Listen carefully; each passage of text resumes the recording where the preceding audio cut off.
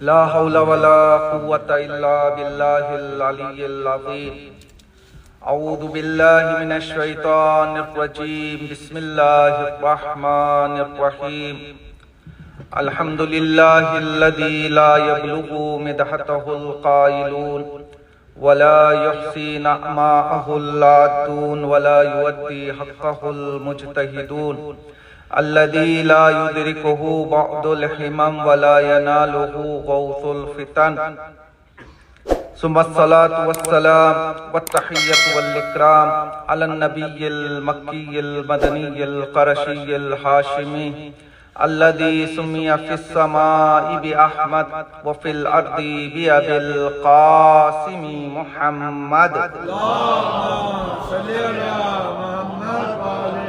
وعلى آله الطيبين الطاهرين المعصومين سیما بقیت اللہ فی العرضین روحی و ارواح العالمین لتراب مقدمہ الفداء ولعنت الدائمۃ علی اعدائهم مجمعین من لحظتنا هذه الى لقاء یوم الدین اما بعد فقد قال اللہ تبارک وتعالی فی کتابہ المبین وقولہ الحق وهو اصدق الصادقین بسم اللہ الرحمن الرحیم ان اللہ لا یغیر ما بقوم حتی یغیروا ما بانفسہم وقال مولانا امام الحسین علیہ السلام الا وان السنة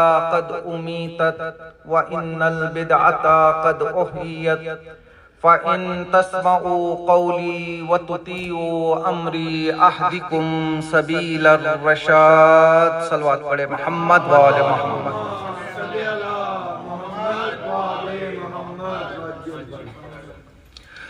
ماہ محرم الحرام کا چاند نمودار ہو چکا ہے۔ کائنات کے گوشے گوشے میں شہزادی جناب فاطمہ زہرا سلام اللہ علیہا کی آمد کا سلسلہ شروع ہو چکا ہے۔ چونکہ وقت بھی زیادہ ہو چکا ہے اور میں آج کی اس مجلس میں کچھ باتیں آپ کے ساتھ شیئر کرنا چاہتا ہوں، لہٰذا بغیر کسی تمہید کے کل کی گفتگو کو آج کی گفتگو سے جوڑنا چاہتا ہوں۔ کل کی مجلس میں ہم نے آپ کی خدمت میں یہ عرض کرنے کی کوشش کی تھی کہ تمام انبیاء الہی اور تمام ائمہ معصومین میں سے جس طرح سے امام حسین علیہ السلام کی عزاداری کی جاتی ہے اس طرح سے کسی اور کی نہیں کی جاتی۔ کیوں نہیں کی جاتی؟ اس کے جواب میں ہم نے 2-3 جواب آپ کی خدمت میں پیش کیے تھے۔ پہلا جواب یہ پیش کیا تھا کہ خود ائمہ نے تاکید کی ہے کہ ان کی عزاداری سے زیادہ امام حسین علیہ السلام کی عزاداری برپا کی جائے۔ یہ پہلا جواب ہم نے دیا تھا۔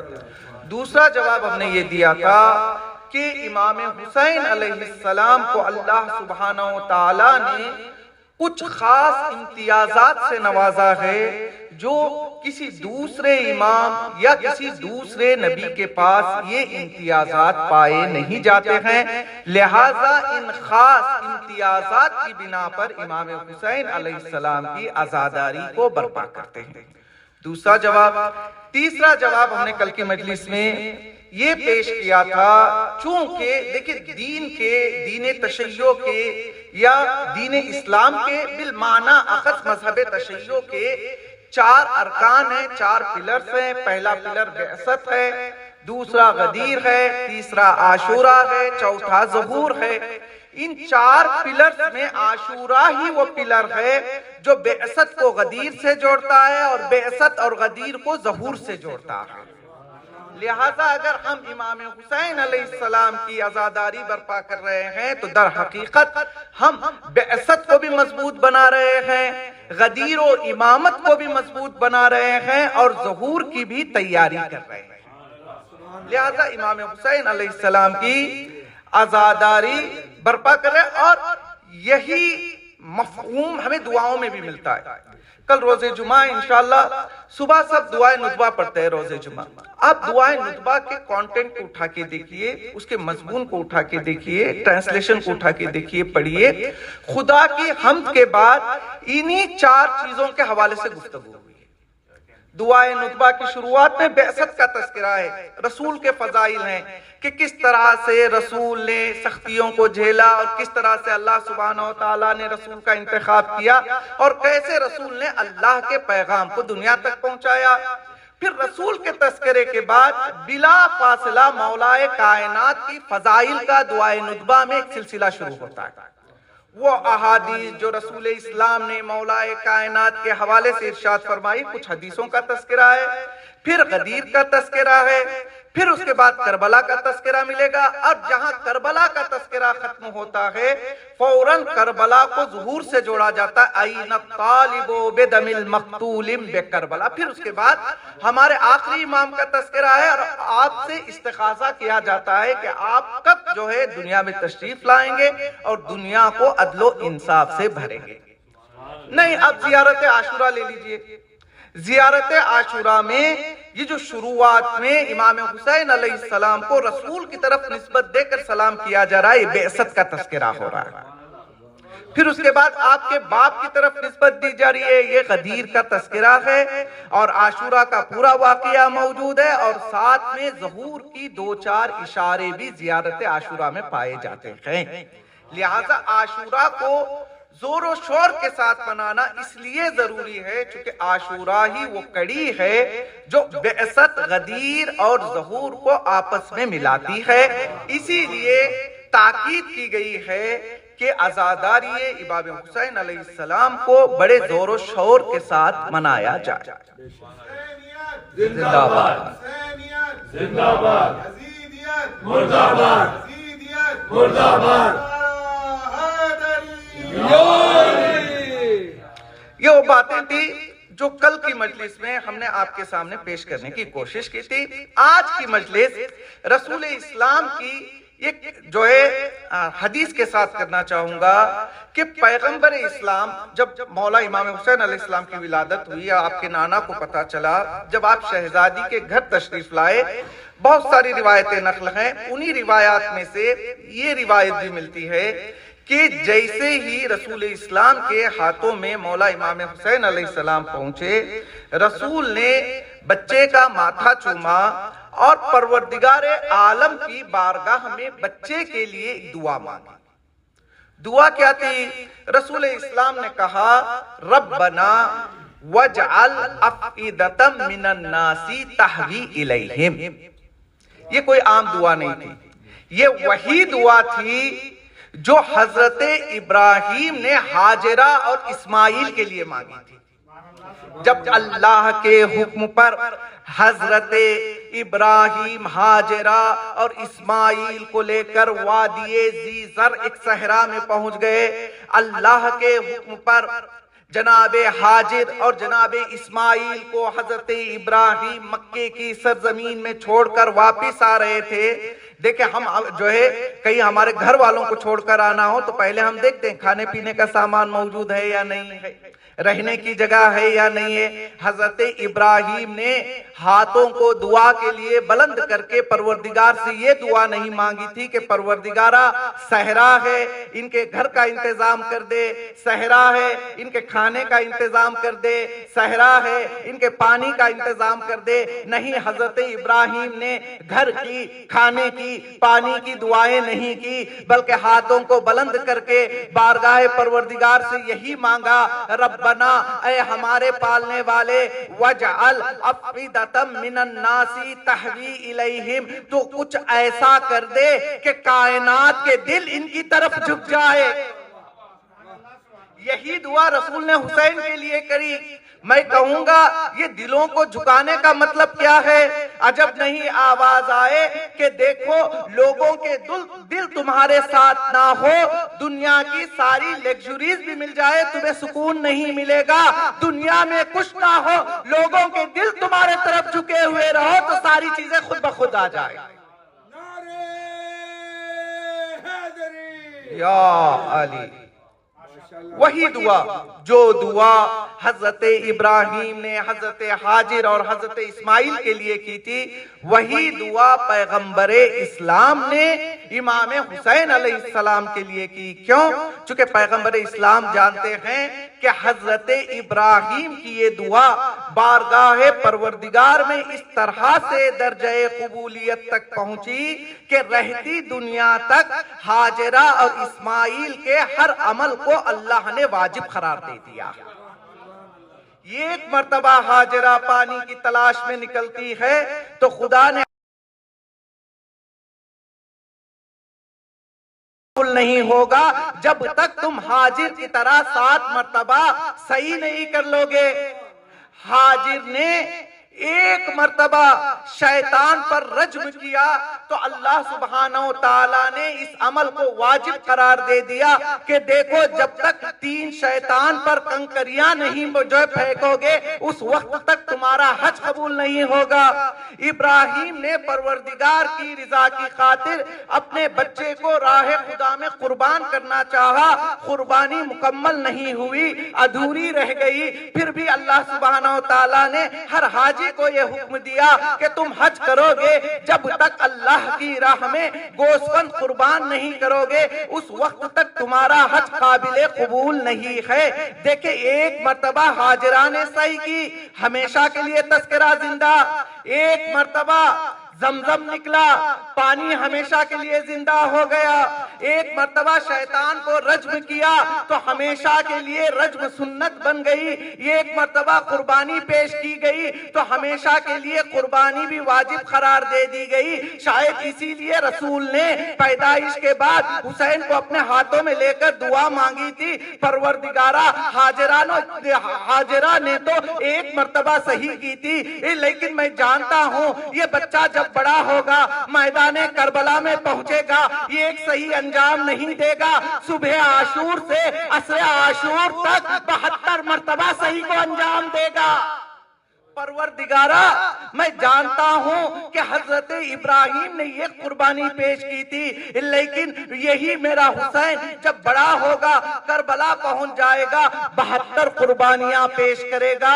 پروردگارہ ایک مرتبہ حاجر نے شیطان کو رجم کیا تو تو نے اسے سنت قرار دے دیا۔ میں جانتا ہوں کہ جب میرا حسین کربلا کے میدان میں تنو تنہا رہے گا تو ایک شیطان کو رجم نہیں کرے گا، کم از کم 30,000 شیطانوں کو رجم کرے گا۔ حاجر نے کنکریوں سے رجم کیا تھا، حسین اس سے بڑھ کر تلوار سے رجم کرے گا۔ لبیک یا حسین، لبیک یا حسین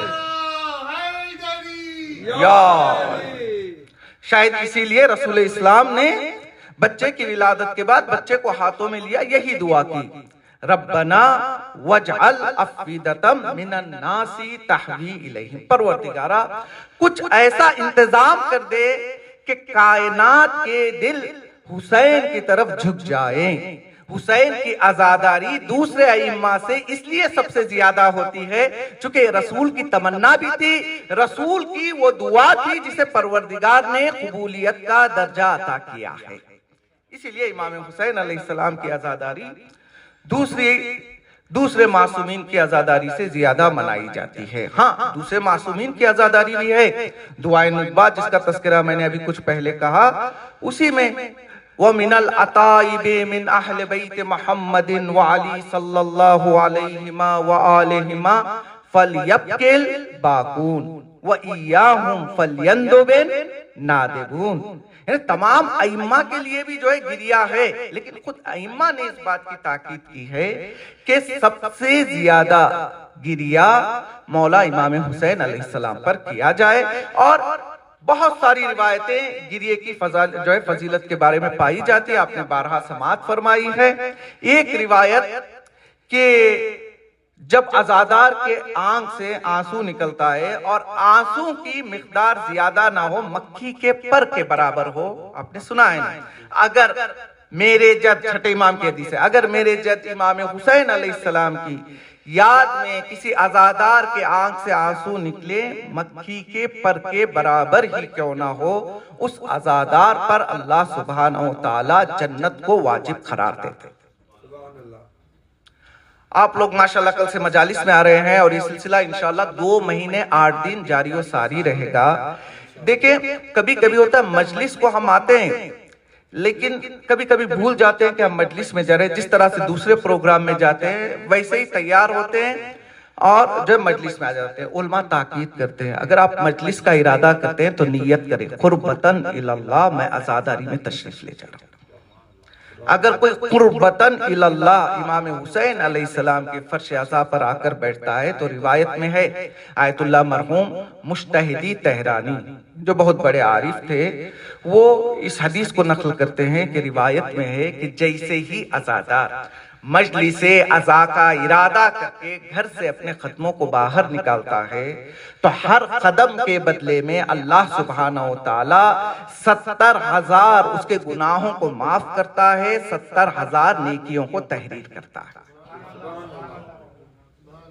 اب یہ حدیث سن کے ہو سکتا ہے اب کوئی گناہ بھی باقی نہیں ہے اور نیکیوں کا ایک انبار ہے جس پر چڑھ کر ہم بہت جلدی جنت کے دروازے تک پہنچ جائیں گے۔ نہیں، آیت اللہ مجتہدی تہرانی ایک مثال کے ذریعے سے سمجھاتے ہیں، کہتے ہیں چونکہ پرانے زمانے کی مثال ہے لیکن انہی کی مثال میں آپ کے سامنے پیش کر رہا ہوں۔ وہ مثال دیتے ہیں، کہتے ہیں کہ اگر کوئی شوہر گھر کا سامان لینے کے لیے ہاتھ میں تھیلا لے، پہلے ہوتا تھا نا تھیلیاں لے کے جاتے تھے، تھیلا لے کر وہ بازار پہنچ جائے، دکان میں پہنچ جائے اور جو کچھ سامان کی سفارش تھی سارا سامان بھی خرید لے، تھیلے میں بھر لے، واپس آئے اور گھر پہنچنے کے بعد اس کی بیوی اس سے یہ کہے کہ آپ سامان کیوں لے کر نہیں آئے تو شوہر کیا کہے گا؟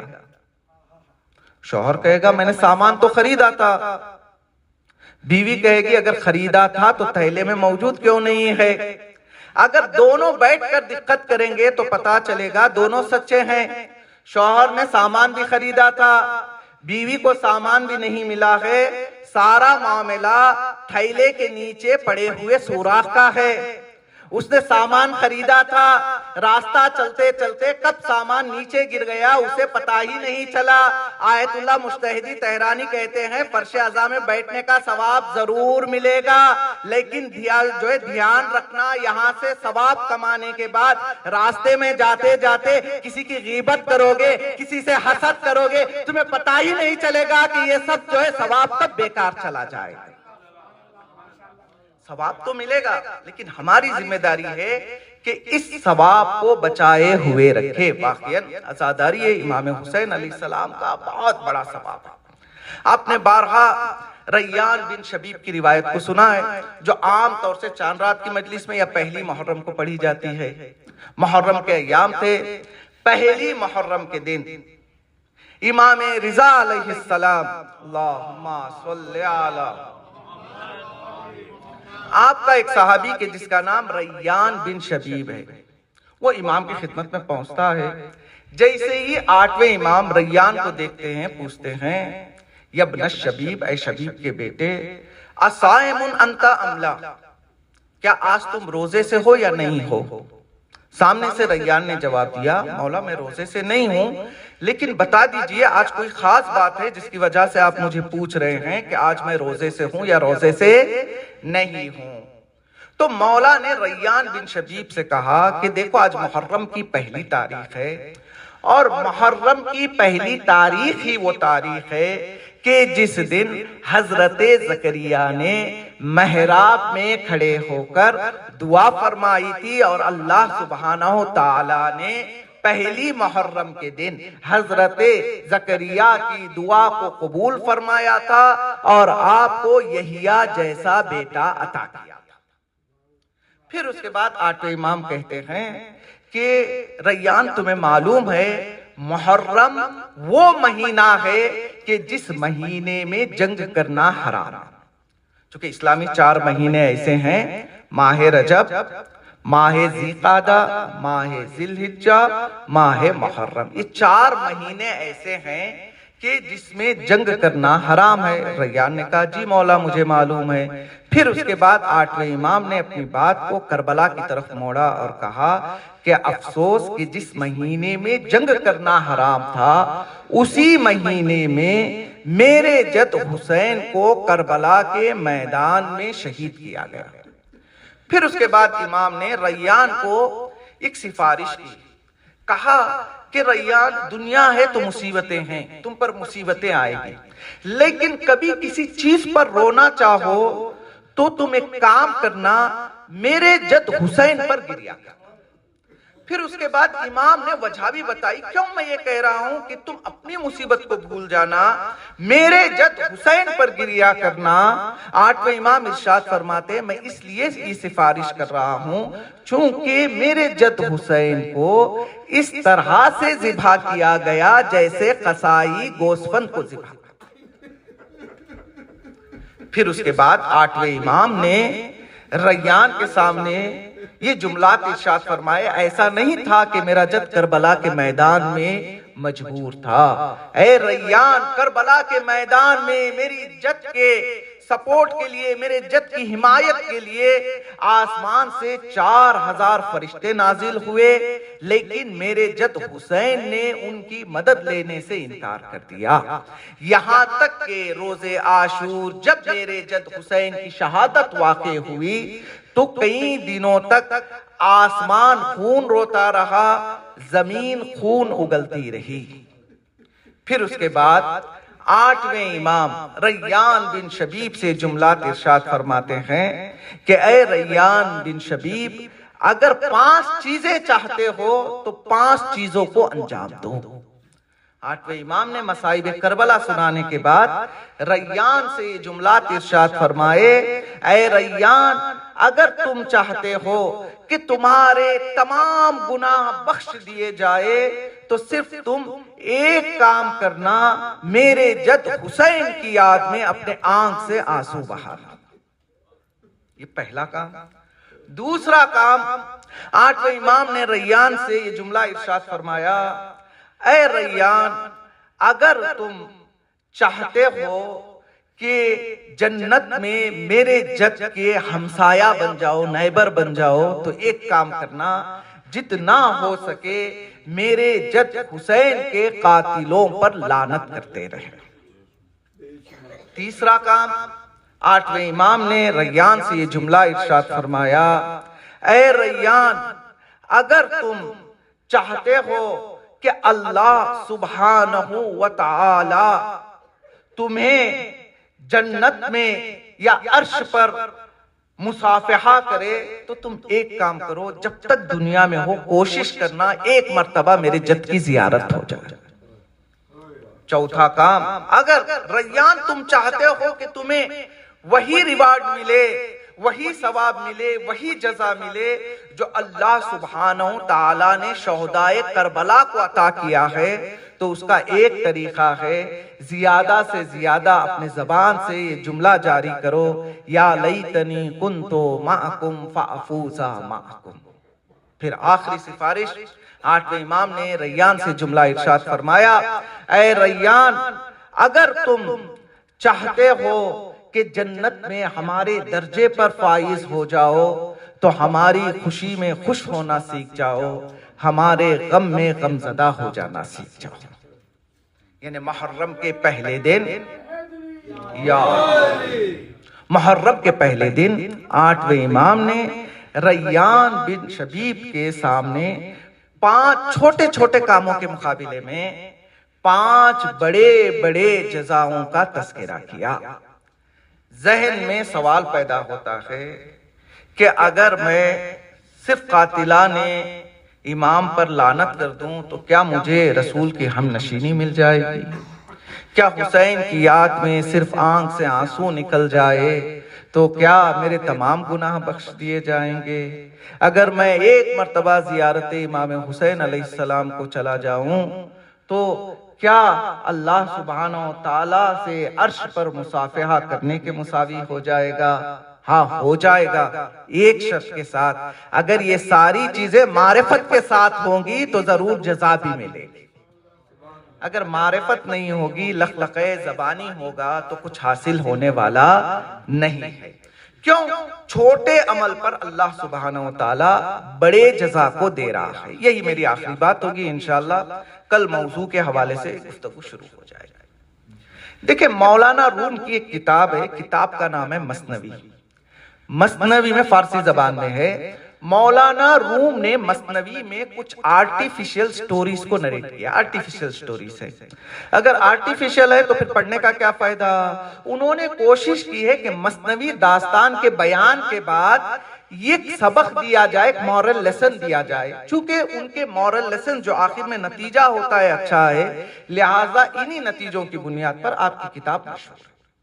مولانا روم نے اپنی کتاب مثنوی میں یہ داستان جو ہے نقل کی ہے کہ کسی جگہ پر ایک فیملی رہا کرتی تھی، شوہر کی مالی حالت اچھی نہیں تھی۔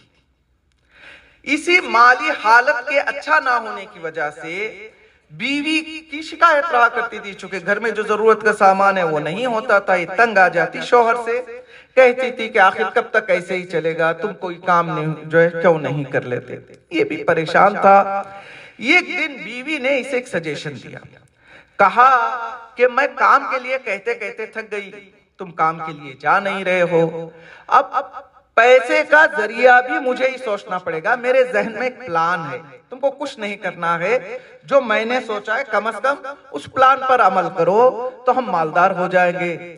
شوہر نے کہا بتاؤ تمہارا پلان کیا ہے؟ بیوی نے کہا کہ دیکھو محنت سے تو پیسہ حاصل کرنے سے رہے، یہ ایک راستہ بچا ہے، میں نے سنا ہے کہ بغداد میں ایک کنگ رہتا ہے، ایک بادشاہ رہتا ہے، بڑا سخی ہے، اگر کوئی مہمان اس کے لیے کوئی تحفہ لے کر جاتا ہے تو بدلے میں وہ قیمتی تحائف مہمان کے حوالے کرتا ہے، کیوں نہ تم ایک چھوٹا معمولی تحفہ لے کر بادشاہ کے جو ہے پاس چلے جاؤ، بدلے میں بادشاہ کیا کرے گا؟ عظیم الشان تحائف دے گا اور ان تحفوں سے ہماری زندگی سدھر جائے گی۔ شوہر نے کہا ہوش میں تو ہو، جو ہے تحفہ بادشاہ کے لیے لینا ہے تو یہاں کھانے کے لیے کھانا نہیں ہے، ہاں چھوٹا سے چھوٹا تحفہ بھی بادشاہ کے لائق لوں تو اس کے لیے پیسہ چاہیے، وہ پیسہ ہمارے پاس نہیں ہے۔ بیوی نے کہا اس کا علاج بھی میرے پاس موجود ہے۔ بیوی نے کہا دیکھو بادشاہ رہتا ہے صحرا میں، صحرا میں رہنے والے بادشاہ کو اگر ٹھنڈا پانی گفٹ کرو گے تو وہ خوش ہو جائے گا، اور پانی خریدنے کے لیے پیسے کی ضرورت نہیں ہے، گھر میں مٹی کا برتن ہے، تم پانی بھرو، جب تم جو ہے یہ خیال رکھنا کہ جب بادشاہ کی خدمت میں جاؤ تو پانی ٹھنڈا رہے۔ اب بیوی کے مشورے پر ایک مٹی کا برتن لیتا ہے، پانی کو اس کے اندر بھرتا ہے، سر پہ رکھتا ہے، بغداد چلا جاتا ہے۔ دربار میں ایسے تو اسے جانے نہیں دیا جائے گا۔ دربار نے پوچھا کون؟ تو اس نے کہا میں بادشاہ کے لیے یہ مٹی کا برتن، اس کے اندر پانی ہے، تحفہ لے کر آیا ہوں۔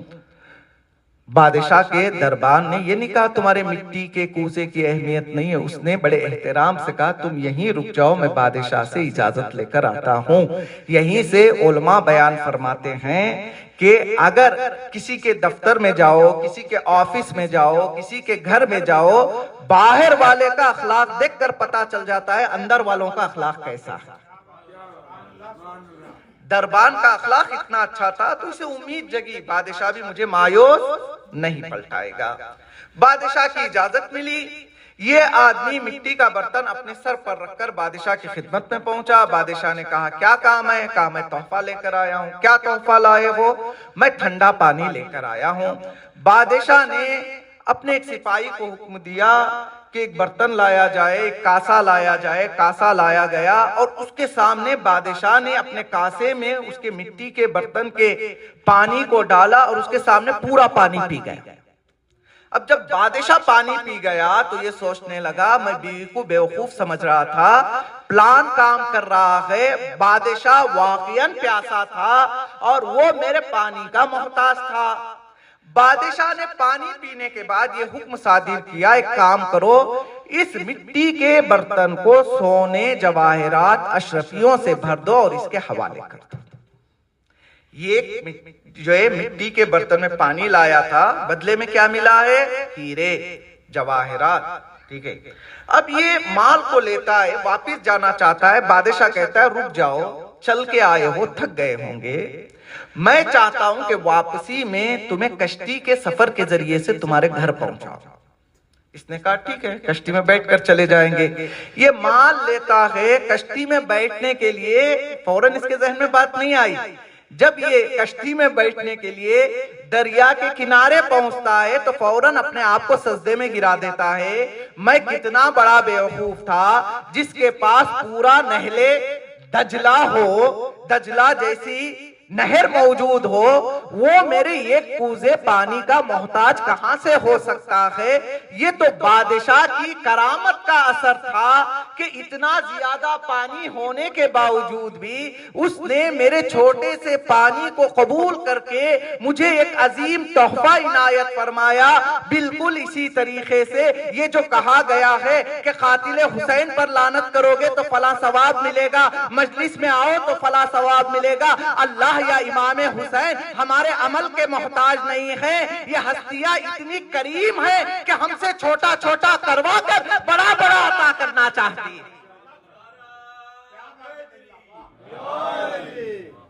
یہ ہستیاں ایسی ہیں کہ یہ ہمارے کسی عمل کے محتاج نہیں ہیں۔ ہم یہاں بیٹھیں گے تو جو ہے ہمارا فائدہ ہوگا۔ اور امام حسین علیہ السلام جب مدینے سے نکل رہے تھے تو امام نے اعلان کر دیا تھا، انی لم اخرج اشرا ولا بطرا ولا ظالما ولا مفسدا۔ دیکھو میں مدینے سے نکل رہا ہوں، میں کوئی فساد پھیلانے کے لیے نہیں جا رہا ہوں، میں ظلم کے لیے نہیں جا رہا ہوں، ایک مقصد لے کر میں نکل رہا ہوں۔ کیا مقصد ہے؟ انما خرجت لطلب الاصلاح فی امت جدی۔ دیکھو میں نکل رہا ہوں، میں چاہتا ہوں کہ میرے نانا کے امت میں اصلاح ہو جائے۔ اور کربلا 60 ہجری میں ختم ہو گئی، اس کا مطلب یہ نہیں ہے کہ اصلاح پوری ہو گئی، پھر آئندہ آنے والے زمانے میں کوئی خرابی نہیں آئے گی۔ اسی لیے شہزادی جناب زینب نے 60 ہجری کے بعد اس فرش عزا کا انتظام کیا ہے کہ قیامت تک گنہگار اس فرش عزا پر آتا جائے، حر بن کر یہاں سے جاتا رہے۔